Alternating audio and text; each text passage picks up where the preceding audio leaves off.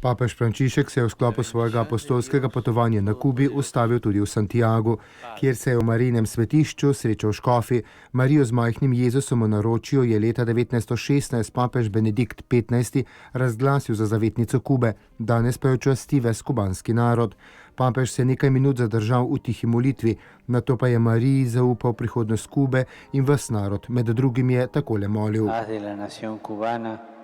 naredi iz kubanskega naroda dom bratov in sester, da bi celoten narod odprl svoj razum, svoje srce in svoje življenje Kristusu, edinemu odrešeniku, je molil papež Frančišek.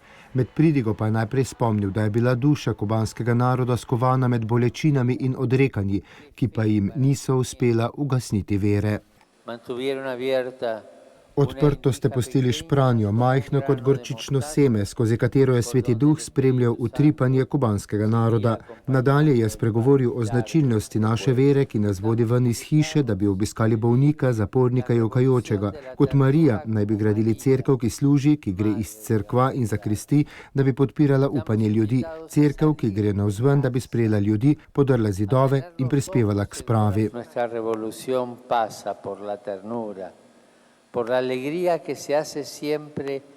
Naša revolucija gre preko nežnosti, preko veselja, ki vedno postane bližina, ki vedno postane sočutje in ki nas vodi, da postanemo del življenja drugih, da bi služili.